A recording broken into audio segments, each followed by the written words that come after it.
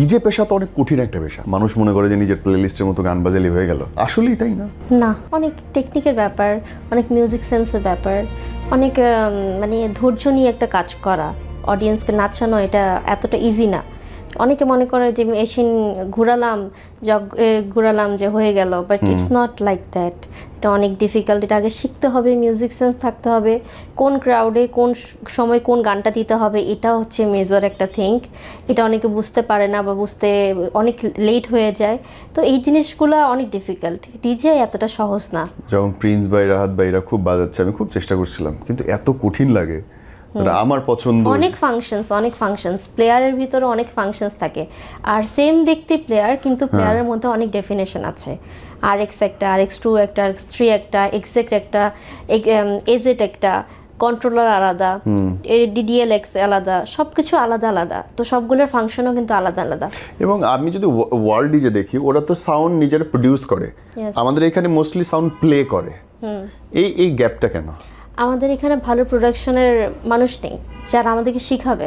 আচ্ছা, আমরা যে প্রোডাকশনের কাজ শিখবো এরকম কোনো স্কুল নেই, যেটা বাইরের দেশে আছে। যেমন হিপ হপের কথা যদি বলি, যে আগে ছিল না, লাস্ট 3-4 ইয়ার্স বাংলাদেশে হিপ হপ অনেক জনপ্রিয়, যেটা আমরা আগে চিন্তা করিনি, কিন্তু এখন খুব হচ্ছে, গান হচ্ছে, মিলিয়ন্স, 100 মিলিয়ন্স পার করতেছে।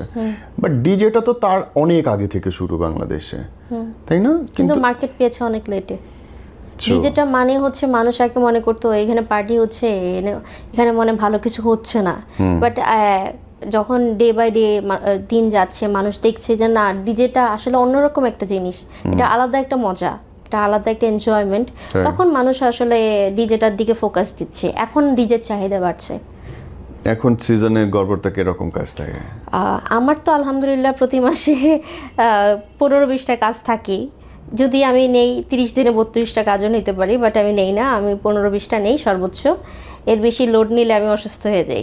অনেকে মনে করে যে নায়রা খুব খোলামেলা ড্রেস পরে, এইটা কিন্তু দরকার ছিল না, নায়রা অনেক নোংরামো করে। আসলে ডিজেটা তো একটা বাইরের দেশি কালচার, এটা আমাদের বাংলাদেশি কালচার না। তো সেই ট্রেন্ড যদি আমরা ফলো করি, অবশ্যই আমাদের ছোট ড্রেস পরতে হবে, বোল্ড ড্রেস পরতে হবে। তো বোল্ড ড্রেস ছাড়া আসলে অনেক পার্টিতেই এটা রিকোয়ারমেন্ট থাকে যে বোল্ড ড্রেস পরতে হবে। তো এই রিকোয়ারমেন্টটা আমি ফুলফিল করি। দেখা যায় আবার কিছু কোম্পানিতে আমি আজকে 4 বছর 5 বছর ধরেও কাজ করছি, তো তারা কিন্তু আমার ভালো কাজের জন্যই কিন্তু এত বছর ধরে কন্টিনিউ করছে। একবার ডাকে, কিন্তু রিপিট করতে গেলে যোগ্যতা লাগে। তোমার ড্রেস নিয়ে সবসময় কথা, আমি এটার খুব বিপক্ষে, যার যা ইচ্ছা পড়ুক, হু কেয়ার্স। বাট তোমার সমপেশার মানুষ ভাই তোমাকে নিয়ে কথা বলে, একই পেশার মানুষও, এবং আমি তোর মতামত জানতে চাই এই সম্পর্কে। আসলে এটা খুব বেশি খারাপ লাগে, আমাকে নিয়ে প্রচুর স্ট্যাটাস দেয় আমারই সার্কেলের লোকেরা, আমারই কলিগ, আর তারা আমাকে বলে যে তাদের মিক্স আমি বাজাই। এখন সে আমাকে নিয়ে একটা স্ট্যাটাস সেদিন দিয়েছে যে ফিমেল ডিজেই হচ্ছে চামড়া বিক্রি করে, এই জন্য এত বেশি অ্যাওয়ার্ড পাচ্ছে, আর আমার রিমিক্স ইউজ করে সে হচ্ছে পপুলার হয়েছে। এটা তো ভুল কথা। তার একটা রিমিক্স হয়তো আমি প্লে করি, সেটা হচ্ছে পাগলা হাওয়া, এটা তার মিক্সটা আমার ভালো লাগছে, আমি প্লে করি। আমরা তো বেশিরভাগ হিন্দি গান বাজাই, হিন্দি গানের মিক্স বাংলাদেশে কয়টা বানায়? সব তো বাইরে থেকেই আসে। তো আমার ইন্ডাস্ট্রির লোকেরাই আমাকে নিয়ে পচায়, আর বাইরের মানুষের কথা আর কি বলবো। তারাই বলে না এরা অনেক ছোট ড্রেস পরে, নোংরামো করে, এটা করে সেটা করে, অনেক কিছু বলে, যেগুলো আসলে আমি অনেক সময় শুনি, অনেক সময় শুনি না, দেখেও না দেখার ভান করি। এবং আমি একটা নিউজ আমি জাস্ট দেখতেছিলাম, এবং নিউজের প্রিন্ট আউটও আমার কাছে আমার টিম দিল, আমি দেখে খুব অবাক হয়েছে। মনে হলো যে মোস্টলি হচ্ছে তোমার নিজেদের লোক যারা লিখতে কমেন্ট করছে, এবং জিনিসটা আমার কাছে বেশ অদ্ভুত লাগলো। এর মধ্যে কি আসলে কোনো পলিটিক্স আছে নাকি জেলাসি কাজ করছে নাকি পলিটিক্স আছে? অনেকে চায়, আমি যখন চিটাং থেকে আসি, যেহেতু আমার চিটাংয়ে হচ্ছে একটু বড় হওয়া, বিকজ অফ আমার বাবা চট্টগ্রাম বন্দরে ছিল, আমার ওখানে হচ্ছে মাস্টার্স কমপ্লিট করেছি চট্টগ্রাম ইউনিভার্সিটি থেকে। তো সেই ক্ষেত্রে আমি চিটাংয়ে অনেক সময় ছিলাম। আমি চিটাংয়ের এক ডিজে থেকে ডিজে শিখছি। আমি তার নামটা আর বলতে চাচ্ছি না, তার সাথে সম্পর্ক এখন নেই, তো আমি নাম বলতে চাচ্ছি না, সে ভালো থাকুক। বাট আমাকে ডিজে শিখিয়েছে, কিন্তু আমাকে মাইক্রোফোন ধরাটা শিখিয়েনি, আমাকে এমসি করার শিখায়নি। তো আমি যখন ঢাকায় এসে 2021-এ শিফট হই, আমার মাস্টার্স কমপ্লিট, মানে মাস্টার্স পরীক্ষা শেষ করে আমি ঢাকায় শিফট হয়ে যাই। আমার বাড়ি পুরান ঢাকা মিডফোর্ডে, বাট মিডফোর্ডে দাদি বাড়ি, ওখানে তো আর আমাদের যাওয়া হয় না, আমাদের সব কিছু এখন নতুন ঢাকাতে। তো আমরা এখন পুরান ঢাকাতে পুরান বাড়ি আছে, দাদিও আছে, আমরা যাই ঘুরে ফিরে চলে আসি। এমনকি আমার দাদিরাও কিন্তু আমার ইন্টারভিউগুলো দেখে, আমার পেজে ফলো দেওয়া দাদি ফুপু সবাই, এভরিওয়ান সবাই খুব অ্যাপ্রিসিয়েট করে। দেখতে কার মতো হইছো? আমি আমার দাদির মতো। আহা, আমার তো আজকাল একটু মেয়েই বেশি পছন্দ, কারণ ছেলেদের কাছ থেকে ছ্যাঁকা খাওয়ার পর উফ উফ, তাও আমার জেলার মানুষ ছ্যাঁকা দিচ্ছে, আমি এক্স্যাক্টলি দুঃখে বাঁচি না। ছ্যাঁকা খাইছো কয় বছর হইলো? 2 বছর। আমাকে বলো না ছ্যাঁকার গল্পটা, এত ইন্টারেস্টিং ওর ছ্যাঁকার গল্পটা। আসলে কি বলবো, বললে আবার পরে বলবো কি এই তুমি আমাকে নিয়ে আবার বলছো। আচ্ছা, নাম বলার দরকার নেই, বলো না কাহিনী। নাম তো কখনোই বলবো না, এগুলো পার্সোনাল ব্যাপারে। আমি চাই সে তার বউ বাচ্চাকে নিয়ে ভালো থাকুক। আমার তুমি করো নাই বিয়া, প্রেম করলে এটা বউ বাচ্চা সহ? মানে আসলে আমি তো জানতাম না তার বউ বাচ্চা আছে। সে আমাকে বলেছিল তার ডিভোর্স হয়েছে, বাট তার ডিভোর্স হয় নাই, দ্যাটস ওয়াই আমি তার সাথে ব্রেকআপ করছি। তো এর পরবর্তীতে তাকে একটাই কথা সবসময় বলি, তুমি তোমার বউ বাচ্চা নিয়ে ভালো থাকো, তুমি আর 2 নম্বরে এগুলো কইরো না, ছেড়ে দাও, একজনকে নিয়েই থাকো, সংসার যখন করতেছো তাকে নিয়েই থাকো, তোমার বাড়িতে থাকো, এর বেশি তাকে নিয়ে আমার বলার আর কিছু নেই। কয় বছর হয়েছে গেছে? 2 বছর রিলেশন ছিল। 1 বছর। 1 বছর রিলেশনে 2 বছরের যন্ত্রণা, ব্রেকআপ। আজ যন্ত্রণা ভুলানোর জন্য একটা বিড়ালের বাচ্চা নিয়ে আসছি, বিড়ালটাকে পালি, বিড়ালটাকে নিয়ে আমি খেলি। এখনো তো নিজের বাড়ি করিনি, বাপের বাড়ি আছে, সো বাপের বাড়িতে কুকুর আছে, নিজের বাড়ি হলে কুকুর করব। বাপের বাড়ি কুকুর আছে? হ্যাঁ। কি নাম? ওটার নাম হচ্ছে ব্রুনো। না, ওর নাম তো ওর নাম দিয়েই দিব। ওটা তো একটা দেশি কুকুরের, কালো কুকুরের বাচ্চা এনে পালবো তার নাম দিয়ে। ও মানে তোমার এক্স অনেক কালো ছিল? না ফর্সা ছিল, কিন্তু আমি একটু দেখতে যাতে একটু অন্যরকম থাকে না, একটু ডেঞ্জারাস, ও তো ডেঞ্জারাসই ছিল, দ্যাটস ওয়াই। আচ্ছা, ওকে, ঠিক আছে। তোমার একটা নিউজ আমার চোখে পড়লো, গুলশানের দাদুদের নিয়ে একটা ক্যাপশন করছিল একটা অনলাইন নিউজ, আমাকে কাহিনী বলো তো। আসলে ব্যাপারটা কি, প্রচন্ড লেভেলের আমার পেজে মেসেজ আসে, হ্যাঁ কফি ডেটের জন্য 4 লাখ 5 লাখ টাকা দিতে রাজি তারা, শুধু কথা বলবে, কফি খাবে। ইভেন আমি যখন আসতেছি তখন একজন আমাকে ফোন করছে যে আমি কারওয়ান বাজার আছি, তুমি যদি একটু সোনারগাঁতে আসো আমরা বসে কফি খেতাম। তো আমি আসলে মেসেজ জাস্ট দেখছি, পেজে আসছে তো আমার মোবাইলে তো আসে, তো এটার রিপ্লাই হয়তো মডারেটর দিলে দিবে, না দিলে নাই, বলা আছে যে এই টাইপসের মেসেজের খুব বেশি বাজে মেসেজ দিলে রিপ্লাই দিবা, আদারওয়াইজ এগুলোর রিপ্লাই দেওয়ার দরকার নেই। তো এমন হয় কি যে এত বেশি মেসেজ আসে, এত বেশি বিরক্ত হই, তো একদিন সাহসী কণ্ঠেতে বলেই দিছি যে প্রচণ্ড ডিস্টার্ব হয়, প্রচণ্ডভাবে আমাকে জ্বালাতন করে, ফোন করে, দেশের বাইরে থেকেও ফোন করে, প্রবাসীরা আরও বেশি ডিস্টার্ব করে, গুলশানের দাদুর থেকে বেশি ডিস্টার্ব করে প্রবাসীরা, ওমান, সৌদি আরব, তারপরে হচ্ছে আর কোন জায়গায়, কাতার কম, ওমান সৌদি আরব বেশি। ওমান তো দুনিয়ার সবচেয়ে বড় লোক দেশ। বড়লোক দেশ হলে কি হয়েছে, বাঙালিরা তো বেশি কাজ করে ওখানে। বাঙালিদের কথা বলছো? হ্যাঁ অবশ্যই, রেমিটেন্স যোদ্ধা, আমরা তাদেরকে খুব সম্মান করি, তারা রেমিটেন্স যোদ্ধা অনেক। হ্যাঁ, কিন্তু তারা যে এত সময় কোথায় পায় আমি বুঝি না, তারা দেখা যাচ্ছে কি নেটের নাম্বার থেকে কন্টিনিউয়াসলি ফোন করতে থাকে। আমি লিটারেলি বিরক্ত হয়ে মাঝে মধ্যে আমার অফিসিয়াল যে নাম্বারটা এটা অফ করে রাখি, এমন সময় যায় যে ক্লায়েন্টরা আমাকে ফোন করে পায় না। তো এটা খুবই একটা অকওয়ার্ড, আমার জন্য খুব বিরক্ত লাগে। আমি লাস্ট একটা অ্যাওয়ার্ড শোতে তখন বলেছি যে প্লিজ প্রবাসী ভাইয়েরা, আপনাদের বউ বাচ্চা আছে, আপনারা তাদেরকে নিয়ে ভালো থাকুন। একটা সুন্দর মেয়ে দেখলেই যে প্রেম করতে হবে, আর প্রেমের যদি সাড়া না দেয় আপনারা বাজে কথা বলবেন, পেজে এসে কমেন্ট করবেন বাজেভাবে, খুব বেশি ফোন দিয়ে ডিস্টার্ব করবেন, এগুলো তো আসলে মানানসই নয় আপনাদের। তাহলে আসলেই দেশের বাইরে কাজ কম, আপনারা প্রেম করেন বেশি, পরক্রিয়া করেন বেশি, এই টাইপসের কিছু কথা আমি বলেছি লাস্ট ইন্টারভিউতে। আমি আমার টিমকে বললাম যে কোনো একটা নিউজের কমেন্টগুলো প্রিন্ট করতো। তো অনেস্টলি স্পিকিং প্রত্যেকেরই অসুবিধে হচ্ছে শুধুমাত্র পোশাকে। মানে বুঝলাম না জিনিসটা, যে মানে আমরা আসলে কোথায় আছি। আসলে আমরা কোথায় আছি এটার একটু আমি ডেফিনেশন দিই, সেটা হচ্ছে তারা আমাকে পেজে এসে কমেন্ট করবে যে বাজে ড্রেস পরে, তারাই আবার মেসেজ দিয়ে বলবে আমার পছন্দ না হলে আমার পেজে আসবি কেন। এটাই এক্স্যাক্টলি আমার কথা, আমি কিন্তু এটা লাইভে গিয়েও অনেক সময় বলেছি। তা আবার কি হয়, আমাকে যখন দেখে কোনো প্রোগ্রামে এসে কিন্তু সেলফি তুলে, আপু আপনার বিগ ফ্যান, হোয়াটসঅ্যাপে মেসেজ করবে, পেজে মেসেজ করবে, কিন্তু কমেন্টের জায়গায় গিয়ে তখন বাজে কমেন্ট করবে।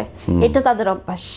এদের মানে ওই যে বলে না, প্রেমে সাড়া না দিলে তখন খারাপ হয়ে যায়, আর তারা তো খুব লেম ল্যাঙ্গুয়েজ ইউজ করে, সেগুলো তার বলা যাচ্ছে না। তোমার কি নিজের কখনো মনে হয় যে তোমার অ্যাটায়ার বা তোমার ড্রেস অ্যাকচুয়ালি আমাদের সোসাইটির জন্য বেমানান বা উচিত না, এরকম কখনো না তোমার নিজে এরকম লাগছে? কোনো সময় মনে হয় না, কারণ কি আমি রোজার মধ্যে যখন ইন্টারভিউ দিয়েছি তখন কিন্তু আমি একটা ভদ্র ড্রেস পরে গিয়েছি। আজকেও যখন আমি এখানে আসলাম, আজকে একটু ওপেন ড্রেসই পরেছি, বাট আমি কিন্তু ওড়না পেঁচাই আসছি। আমার ড্রেস কেউ দেখতে পাবে না যেভাবে আসছি। আমার যেখানে যেরকম প্রয়োজন আমি কিন্তু সেখানে সেরকমই পড়ছি। ওকে, যদি ক্লায়েন্টে তো তোমার হচ্ছে ইয়ে অনুযায়ী কি বলে অবস্থান অনুযায়ী তুমি পোশাক অবস্থান অনুযায়ী ড্রেস চেঞ্জ করছি। রাতে আমার গায়ে হলুদের শো, সেখানে আমি অবশ্যই ছোট ক্রপ টপ পরে যাব না, আমি একটা লং টাইপসের ড্রেস পরে যাব। রাইট। সো তারপরও মানুষ কিন্তু আমাকে নিয়ে বাজে কথা বলবে। এখন আমরা যখন আলোচনায় থাকি সমালোচনাটা বেশিই হয়, এই জন্য আমি নেগেটিভ কমেন্টগুলো বড় বড় মানুষদের নিয়ে কার্টুন বানায় আর আমরা কে? হ্যাঁ এক্স্যাক্টলি। সো আমার এগুলো এখন আর ভালোই লাগে যে আমার কমেন্ট যদি দেখি মডারেটর ডিলিট করে দেয়, আর বাকি সময় আমিও ডিলিট করি বসে বসে। আমি বেকার সময় এগুলো বসে বসে ডিলিট করি, দেখি কে কি করলো আর ব্যান করে দিই। What about your parents? বাপ মায়ের মন্তব্য কি? আমার বাবা মা হ্যাপি আমাকে নিয়ে। তাদের কথা ছিল তুমি পড়াশোনা শেষ করো, তারপর তুমি যা ইচ্ছা করো। আমি হোটেল রুমে যাওয়ার সাথে সাথে শাওয়ার নিয়ে নিই। আমি দিনে 2 বার বা 3 বার শাওয়ার করি। এটা শীতকালে অন্তত 2 বার, গরমকালে হচ্ছে 4 বার। আমার প্রচন্ড গরমের সমস্যা। আমি যদি ওই থার্ড ক্লাস পত্রিকাগুলোর মতো নিউজ দিতে পারতাম তাহলে এটার ক্যাপশন দিতাম হচ্ছে এই শোয়ের আমি দিনে 3 বার গোসল করি।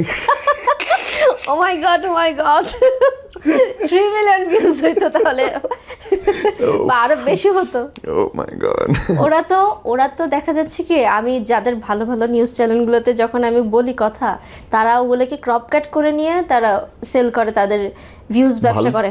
মানে প্রতিষ্ঠিত কয়েকটা চ্যানেল বাদে খুব মুশকিল, এবং এই যে নিয়ন্ত্রণ করার চেষ্টা লাইক করতেছেন আপনার নিউজগুলো যখন যাবে এখান থেকেও ক্রপ কাট করে নিয়ে কিছু ইউটিউব ব্যবসায়ীরা কিন্তু ইউটিউবে ছেড়ে দিবে। কথা আমি বলছিলাম একটা অ্যাওয়ার্ড শোতে, আমি কারোর সাথে বেড শেয়ার করি না, এই নাটা কেটে করিটা দিয়ে ছেড়ে দিছে, হয়ে গেল। রিয়েলি? ইয়েস, এরকম অনেক নিউজ। এটাকে অপতথ্য বলে, অপতথ্য, এবং অপপ্রচার। এর জন্য কেস করাটা মানে জায়েজ। এখন কয়জনের নামে করব? ট্রু। এই ইন্ডাস্ট্রিতে কি অনেক পলিটিক্স আসে? অবশ্যই, অনেকে আমাকে সরাতে চায়, অনেকে আমার জায়গায় আসতে চায়। শত্রু বরং বেশি কাজে আসে বন্ধুর চাইতে, এক্স্যাক্টলি, তাই না? আমি তো এখন বন্ধুই রাখি না, আমার কোনো বন্ধুই নাই এখন, সব বাদ। আমার বন্ধু, আমার বেস্ট ফ্রেন্ড হচ্ছে আমার আব্বু আম্মু আর আমার বিড়ালের বাচ্চা। তার বাইরে আমার দুনিয়াটা খুবই ছোট এখন।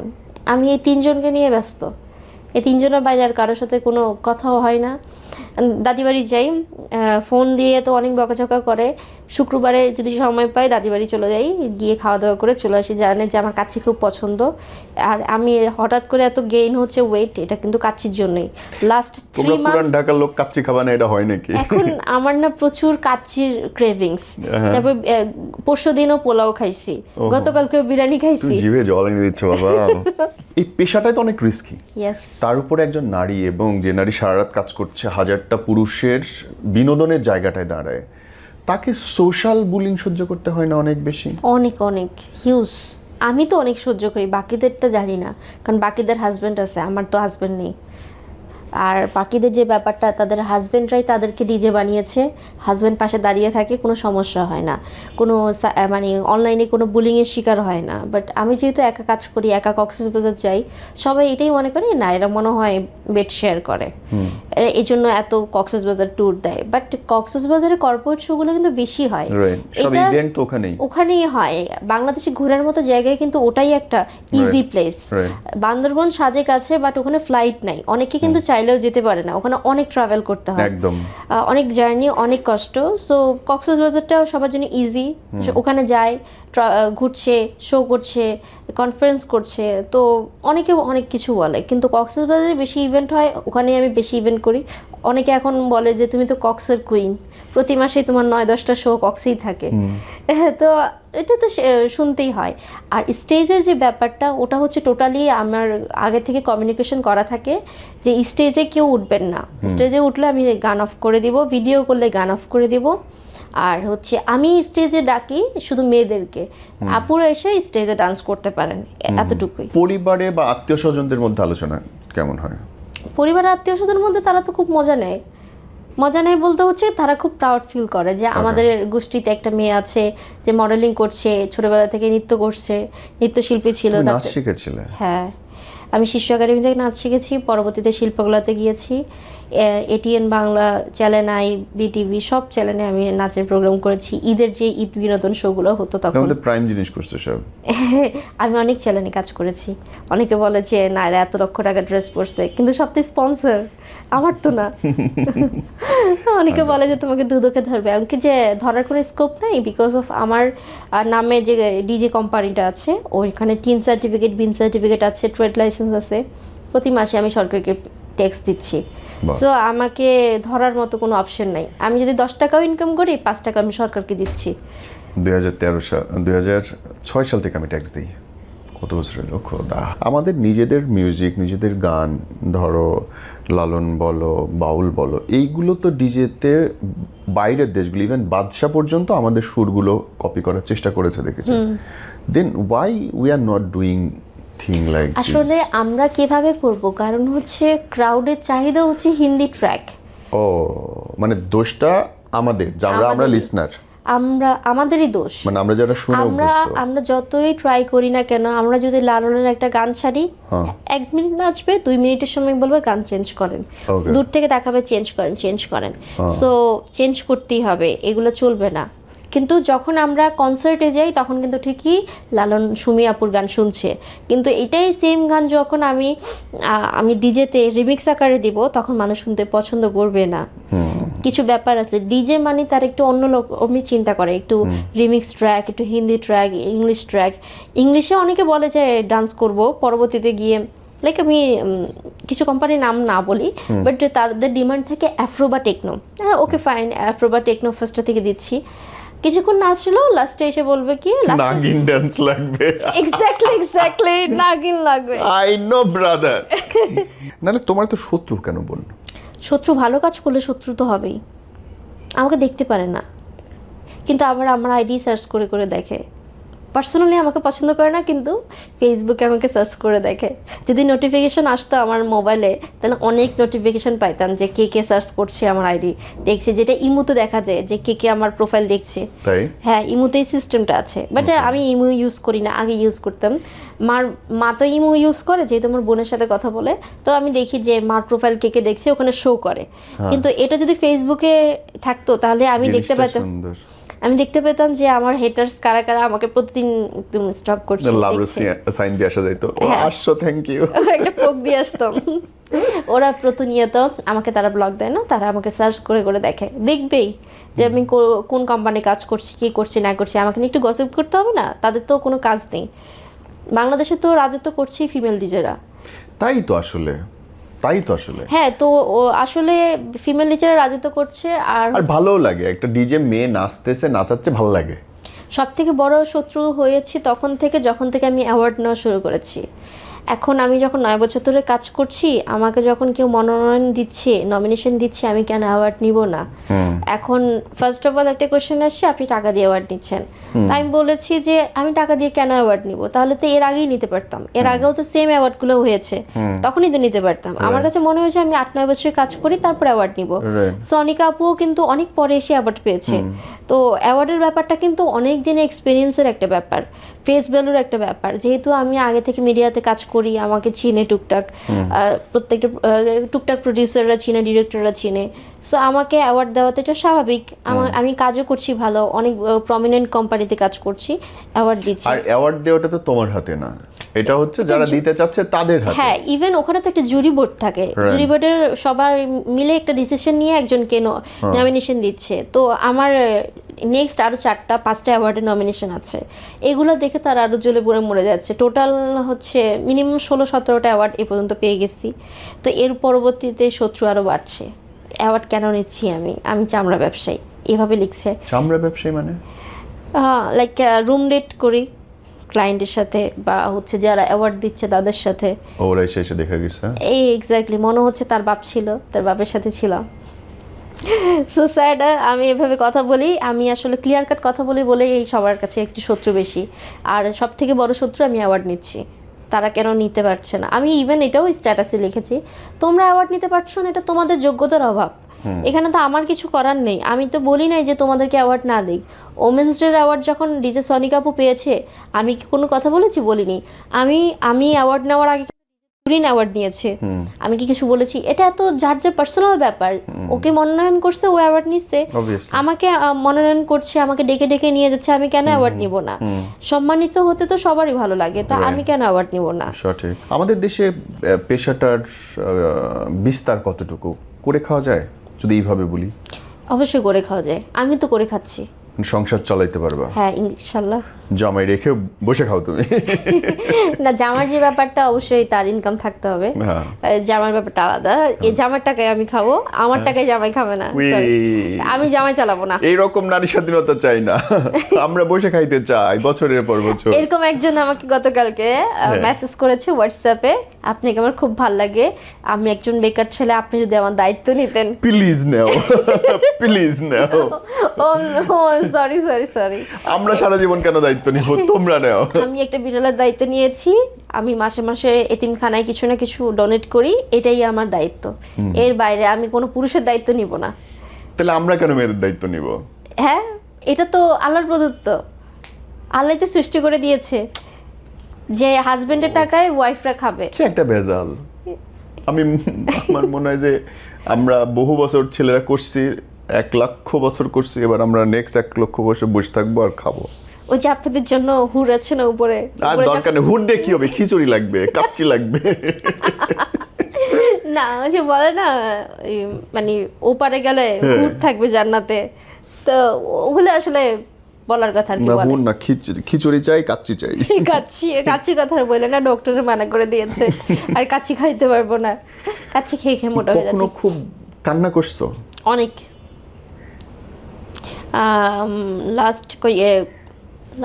এই যে গত মাসে কক্সবাজারে ছিলাম, 3 দিনের একটা ইভেন্ট ছিল। তো 3 দিনের ইভেন্টে সকালে ফ্লাইট, আমার 8:55 ফ্লাইট। তো আমি শো শেষ করে আসছি, 4টা বাজছে। দেখলাম যে কয়েকজন ডিজে আমাকে নিয়ে খুব বাজেভাবে স্ট্যাটাস দিছে। এগুলো দেখে এত খারাপ লাগছে, আমি দরজা বন্ধ করে 2 ঘন্টা কান্না করছি। এয়ারপোর্টে যাওয়ার পরে এয়ারপোর্টের ভাইয়ারা তো আমাকে চিনে, তো তারা আমাকে দেখে বলছে, আপু কি অসুস্থ? আমি হ্যাঁ ভাইয়া, একটু ঠান্ডা লাগছে। মানে আমার নাক মুখ এভাবে লাল হয়েছিল, মানে আমি নিতে পারতেছিলাম না। আমার কাছে মনে হচ্ছিল যে সেট করি। আমার ইন্ডাস্ট্রির মানুষই যদি আমাকে নিয়ে এভাবে কথা বলে, আমার যাওয়ার জায়গাটা কোথায়? আমার সাপোর্টে কথা বলার মতো একটা মানুষ নাই, আমার সাপোর্টে কেউ কথা বলে না। কিন্তু তারা তাদেরটা ঠিকই, যখন তাদের গায়ে লাগে তখন তারা ঠিকই প্রতিবাদ করে। একটা মেয়ে বেশ কিছুদিন ধরে আমাকে নিয়ে সাইবারে বুলিং করছে, বিভিন্ন চ্যানেলে ইন্টারভিউতে বলছে, তারা তাকে স্টপ করাতে পারলো না। তারা দোষ দিল কি আমি একটা ইন্টারভিউতে বলেছিলাম যে আমাকে কোশ্চেন করা হয়েছিল ডিজে থেকে আসলে নোংরামি হয়? তো আমি বলেছি হ্যাঁ, টুকটাক তো হয়। অনেক ডিজে আছে, ডিজে ক্লায়েন্টদেরকে মদের প্যাক বানায় দেয়, তারা একসাথে বসে ড্রিঙ্কস করে, খায়। তারা ড্রিঙ্কস করা ছাড়া তার স্টেজে উঠতে পারে না। এটা ট্রু কথা, এটা কিন্তু সবাই জানে, ওপেন সিক্রেট। এখন এটা আমি তো নাম কারো মেনশন করিনি, বাট ওই মেয়েটা আমার নাম মেনশন করে আমাকে অনেক বাজে বাজে ল্যাঙ্গুয়েজে কথা বলছে। পরবর্তীতে আমি কান্নাকাটি করলাম, কান্না করে এয়ারপোর্টে সারা রাস্তা চিন্তা করতে করতে গেলাম কি করব। এয়ারপোর্ট সারা রাস্তা, মানে ফ্লাইটে 1 ঘন্টা চিন্তা করলাম। ফ্লাইট থেকে নেমে উবার কল দিয়ে ডাইরেক্ট আমি কোর্টে গিয়ে মামলা করে দিয়ে আসছি। এটা হচ্ছে আমার ডিসিশন ছিল যে না, আমি আর সহ্য করবো না। কারণ হচ্ছে সাইবার বুলিং অবশ্যই সহ্য করা উচিত না। কেউ খারাপ কথা বলতে পারে, সমালোচনা করতে পারে গঠনমূলক, কেউ কারো নামে বাজে কথা বলার অধিকার রাখে না। মিনিমাম 8 থেকে 9টা ভিডিও ছিল একটা চ্যানেলে। ওরা আমাকে নিয়ে খুব, চ্যানেলের দোষ দিব না আমি, দোষটা ওই মেয়ের। দোষটা হচ্ছে ওই মেয়েকে যতই কোশ্চেন করুক, কেন আমি একজনের নামে বলবো? আপনি আমাকে যতই কোশ্চেন করেন, আমি তো কোনো ডিজের নামে বাজে কথা বলবো না। কিন্তু বোন, এই জায়গাটা তো ঝামেলা হচ্ছে তুমি একটা কমিউনিটিকে নিয়ে খারাপ কথা বললা। সত্য ভালো, কিন্তু সত্য আমরা সব কিছু বলতে পারি না। তো তুমি যখন কমিউনিটিকে নিয়ে বলবা যে কমিউনিটিতে অনেকেই আছে যারা খেয়ে ওঠে, এটা ওটা সঠিক হয়তো, কিন্তু যখন এটা বলতেছো তাহলে তো এর মধ্যে কে কে পড়তেছে তার তো কোনো হিসাব নেই, সবাই পড়েও যেতে পারে। না, তাদের মন খারাপ হওয়া যে স্বাভাবিক, এবং তারা যে তোমাকে নিয়ে নেগেটিভ বলবে এটাও তো স্বাভাবিক। তাইলে ওকে ফাইন, আমাকে নিয়ে বলো, কিন্তু বলার মধ্যে একটা জিনিস আছে তো, সে তো আমাকে সীমাটা তো অতিক্রম করে ফেলছে। সে আমাকে নর্তকী বলতেছে, I have no music sense, আমি মিউজিকের জনরা জানি না, আমি একটা কীট পতঙ্গ, আমি একটা পচা ফল, ইন্ডাস্ট্রি নষ্ট করতেছি। আমি জানতে চাই সে মেয়েটা কত বছর ধরে কাজ করছে, আমার মতো কি সে শিক্ষিত? চট্টগ্রামে বিয়ে করেছিল, 14 বছর একটা মেয়ে আছে, তারপরে মানুষের কাছ থেকে টাকা ধার চায়, মেয়ের দুধের টাকা, মেয়ের দুধ কেনার টাকা নাই, সে মেয়ে বলে আবার বলে দুধ দিয়ে গোসল করে, ইন্টারভিউতে বলেছে। কে ওই মেয়ে। ও ওকে, উটের দুধ দিয়ে গোসল করলে কি হয়? অনেক সুন্দর হয় বলে। আমিও জানতে চাই বাংলাদেশে কি বলে মিষ্টি উটের দুধ খাইলে উপকার হয়? আমি জানি না। আমিও জানি না ব্যাপারটা। সো আচ্ছা, যেটা হচ্ছে কথা, আমি তো কারো নাম নিয়ে বলিনি, আমাকে যতই মানে প্রেসের লোক খোঁচাক আমি তো নাম বলবো না, কিন্তু ওই মেয়েটা এক্স্যাক্টলি আমার নামটা ইউজ করছে নিজে উঠার জন্য, আমাকে নামানোর জন্য। তো তখন আমি না পারতে ওর নামে আমি মামলা করে দিয়ে আসছি। হ্যাঁ, নাম ছবি ব্যবহার করলে অবশ্যই তার শুধু এক জায়গায় না, টিকটক, ফেসবুক পেজ, তারপর হচ্ছে ইউটিউব, যেখানে যেখানে মানুষ দেখে সব জায়গায়। ইভেন ওই মেয়ে পার্সোনাল আইডি থেকে আমাকে নিয়ে স্ট্যাটাস দিচ্ছে আমি খুব খারাপ, আমার জন্য চাকা ওয়াশিং পাউডার রাখছে, আমাকে ওয়াশ করবে, কোর্টের ভয় দেখাও, আমি অলওয়েজ রেডি টু গো দেয়ার, এভাবে কথা বলছে। তাই আমি বলছি ঠিক আছে, আমি তোমাকে কোনো কথা বলবো না, আমি মেয়েকে ফোনও দিইনি, কারণ আমার দরকার নেই তোমাকে ফোন দেওয়ার, তুমি যা দিচ্ছ মানুষ দেখে ফেলছে অলরেডি।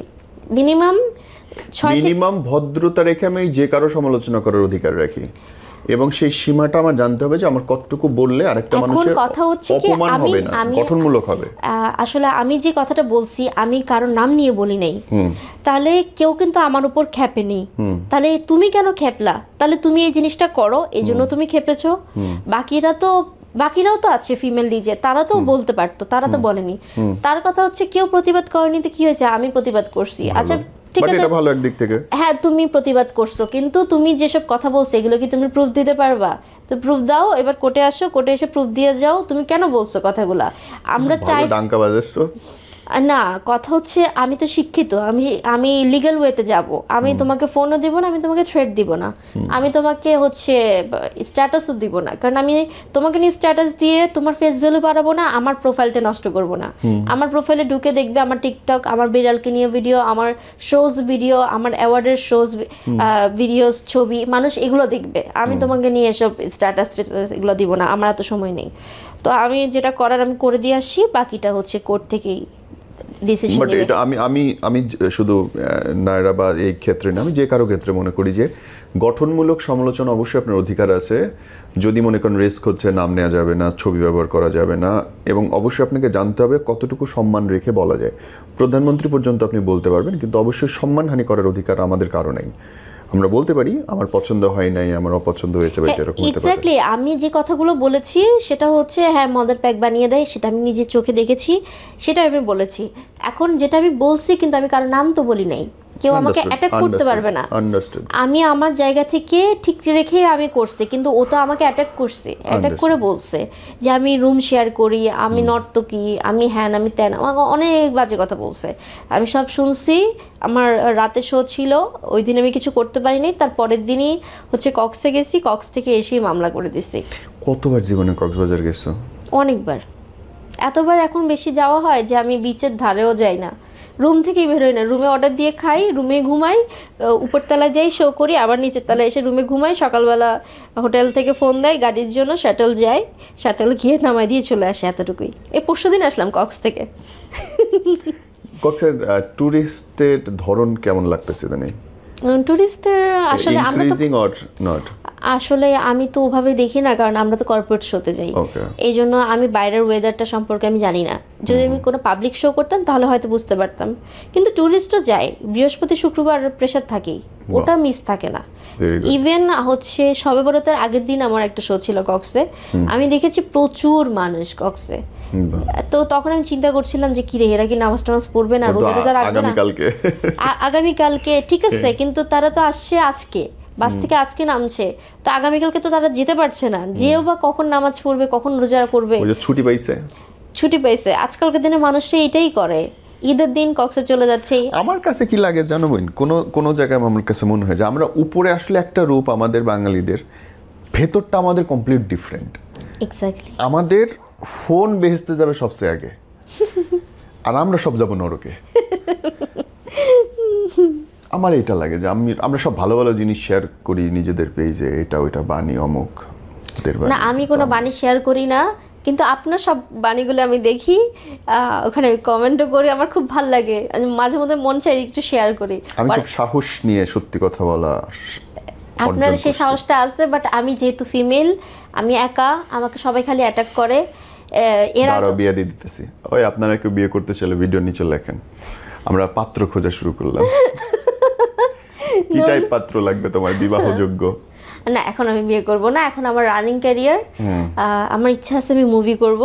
সো আমি নিজেকে রেডি করছি, তার পরবর্তীতে চিন্তা করব। হিরোইন? হিরোইন? क्या बात। সাকিব খান ফার্স্ট প্রায়োরিটি তো উনি। উনি আর আছেই কি অ্যাকচুয়ালি? এখন আমাকে এটাও একটা লাস্ট হচ্ছে একটা কোশ্চেন করছিল, বাট সাকিব খান তো সাকিব খান। অভিনেতা আর নায়কের মধ্যে অনেক পার্থক্য। এখন আমি যদি ইন্ডাস্ট্রির বয়সটা অনুযায়ী যদি দেখি, সাকিব খান ভাই তো অনেক সিনিয়র। অবশ্যই যে কোনো নায়িকা, যে কোনো মেয়ে তার সাথে কাজ করার জন্য আগ্রহী থাকবে, নট অনলি মি, সবাই। এনিওয়ে, কারণ উনি স্যার আর কোনো ব্র্যান্ডই দাঁড়ায় নেই। সেটাই, যদি সালমান শাহ স্যার থাকতো তাহলে হয়তো কেউ থাকতো, মান্না স্যার থাকতো তাহলে কেউ থাকতো। আমার দুর্বলতা জায়গায় আঘাত দিছো। মান্না হচ্ছে আমার কাছে, আমার জীবন দশায় যত নায়ক দেখছি, মান্না ইজ মাই হিরো। দেখার সুযোগ হয়েছে কখনো সামনাসামনি? না, সুযোগ হয়নি, তখন অনেক ছোট ছিলাম আমি যখন উনি মারা গেছে। আমার একটা ইন্টারভিউতে উনি আমার কাঁধে হাত রেখে বলছিলেন যে শোন, যেদিন দেখবি রিক্সাওয়ালা তোর ভাড়া নিতেছে না, তুই সেদিন আল্লাহকে শুকরিয়া করবি, আল্লাহ তুমি আজকে আমার স্টার বানাইছো। তার আগ পর্যন্ত কেউ স্টার না। এক্স্যাক্টলি এটা কইছিল, রিক্সাওয়ালা যেদিন দেখবি ভাড়া নিতেছে না, সেদিন তো স্টার, এর আগ পর্যন্ত স্টার না। এখন রিক্সাটা যদি আমি সেলফি তুলতে চাই তখন তো একটা সমস্যা। অবশ্যই তাহলে স্টার। এটা আমার সাথে হয়েছে, এই জন্য বলছি। ও দ্যাটস নাইস। এই ব্যাপারটা সুন্দর, কিন্তু যখন এটা পাবলিশ হবে তখন বলবে কি, ও না এরা রিক্সাওয়ালার সাথে ছবি তুলছে। I will love to. আমি তো রিক্সাওয়ালাদের হাক করি, জড়ে ধরি, আমার না, ভালো লাগে। আপনি করেন ঠিক আছে, কিন্তু আমাদের হেটার্সরা তো অনেক, তারা তো এটা বলবে, ও রিক্সাওয়ালা, এতদিন শুনছি সুগার ড্যাডি আছে, এখন রিক্সাওয়ালাতে চলে গেছে, নায়রার লেভেল এত নিচে নেমে গেল। মাশাআল্লাহ মাশাআল্লাহ। করুক, তারা আছে বলেই আমরা জীবিত আছি। অবশ্যই আমার খুব ভালো লাগে, তারা আমাকে নিয়ে সারাদিন কথা বলে, এত গসিপ করে। আমার তো সময় নেই তাদেরটা শোনার, আমাকে স্ক্রিনশট পাঠায় সবাই, আমি মাঝে মধ্যে দেখি, দেখে ফেলে রেখে দিই। আমাকে বলে আপু কোনো অ্যাকশন নেন না কেন, কী অ্যাকশন নিব। আর সেকেন্ড হচ্ছে, কিছু হলুদ সাংবাদিক অ্যাওয়ার্ড শোতে গেলে উপর থেকে ভিডিও নেয়, তো উপর থেকে ভিডিও ক্যামেরা উপরে করবো, আমি তো ভুলেই গেছি। আচ্ছা হ্যাঁ, ও আমি তো হলুদ সাংবাদিক না, সরি। সো তারা হচ্ছে উপর থেকে ভিডিও নেয়, ওরা নিচে আসলে জায়গা পায় না। নো, তাদের ইন্টেনশন আলাদা, এটা অন্যরকম। তাদেরই দোষ দিব কই বলো? আমরা দেখি তো সেই ভিডিওই, বাংলাদেশের 18 কোটি মানুষ ওই ভিডিওগুলোই দেখে। ওটাই কিন্তু ভিউজ হয় বেশি। হ্যাঁ, কারণ আমরাই তো দেখি। এক্স্যাক্টলি, কিন্তু সমস্যা হয় তাদের কি, তো দোষ না, সাংবাদিকদের দোষ না, এখন দোষ আমাদের। কিছু মানুষ আছে না রোস্টিং ভিডিও করে, কিছু লোক আছে রোস্টিং ভিডিও করে, তারা এটা এখন বন্ধ হবে। এটা বন্ধ হলে তো আমি খুব খুশি, কারণ আমাকে নিয়ে যে পরিমাণ রোস্টিং করে, আমার বিভিন্ন ওই ক্লিভেজ দেখা যাচ্ছে জামার, তো ওই ক্লিভেজ দেখানোর ভিডিওগুলোকে ক্রপ কাট করে করে নিয়ে নিয়ে অনেক ভিডিওস রোস্টিং করছে। তো তখন আমার কাছে মনে হয় যে তারা কেন এভাবে করে ভিডিওগুলো নেয়, কারণ আমি যখন সিঁড়ি দিয়ে উঠছি উপর থেকে যদি ভিডিওটা নেয়, অবশ্যই আমাকে দেখা যাচ্ছে। আমি তো আর এত, আমি ওই দিন একটা ফ্রক পরা ছিলাম, তারপরে উপর থেকে দেখা যাবে। সো এইগুলো খুব অকওয়ার্ড লাগে। তো লাস্ট আমাকে বলছিল একজন যে ভাইয়ের ওয়াইফ প্রতিবাদ করছে, তো আপনি এটাকে কি বলে দেখেন? আমাকে অবশ্যই ভালো কাজ করছে, অবশ্যই ভালো কাজ। এটা যদি আমার সাথে, আমার চোখে পড়েনি কখনো, নেক্সট টাইম যখনই পড়বে তখন আমি নিজেও ডাক দিব, কারণ আমিও সেম সিচুয়েশন ফেস করতেছি। কারণ আমাদেরকে নিয়ে অনেক ট্রোল করা হয়, যেটা হচ্ছে আমরা নিতে পারি না, আমাদের নিজেদের কাছেই খারাপ লাগে। আমাদের ফ্যামিলি মানুষ তো আমাদেরকে দেখে, আমাদের তো পরিবার আছে, তো তারা কি বলবে, বলবে যে এই না মেয়েটা খারাপ হয়ে যাচ্ছে, মিডিয়াতে কাজ করতেছে। আমাকে না বলুক, তারা নিজেরাই বলবে, বা আমার বাপ মাকে না বলুক, তারা নিজেরা বলবে না মেয়েটা খারাপ হয়ে যাচ্ছে। মানে তার চোখে ধরো ফ্যামিলি অ্যালাউ করলেও যখন বাইরের মানুষ অনেক কথা বলবে তখন ফ্যামিলির গায়ে লাগবে, অবশ্যই সন্ধিহান হয়ে যাবে, তাইলে কি আমি কোথাও ভুল করছি কিনা। হ্যাঁ, তখন দেখা যাবে কি আমার ফুপুরা বা চাচারা বলবে যে না মেয়েটা মনে হয় খারাপ হয়ে যাচ্ছে, এরকম কিছু চিন্তা ভাবনা আসতেই পারে। তো এই জন্য আসলে আমি নিজেও এখন ওপেন ড্রেস পরা একটু কমাই দিছি, বেসিক্যালি হচ্ছে অ্যাওয়ার্ড শোগুলোতে, কারণ সাংবাদিকদের সামনে তো কোন জায়গা থেকে কোন দিকে ফুটেজ নেয় কেউ বলতে পারে না। That's why. আর অ্যাঙ্গেল তো ম্যাটার করে, কোন অ্যাঙ্গেল থেকে নিতেছে।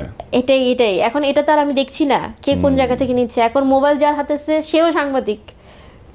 হ্যাঁ, অনেক ক্ষেত্র পড়ছে। এনি ব্রাদার, আমরা শেষ করবো। Anything to say?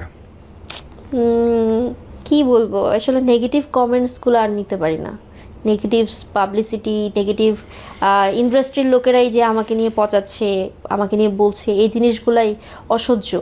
মানে আমি চাই ইন্ডাস্ট্রিটা সুন্দরভাবে কাজ করুক, সবাই কাজ করুক, যোগ্যতা অনুযায়ী সবাই অ্যাওয়ার্ড পাবে, শুধু যে আমি অ্যাওয়ার্ড পাচ্ছি এমন না, আমার পরে দেখা যাবে আরও আমি যতগুলো পাচ্ছি এর থেকে বেশি অন্য কেউ পেতে পারে।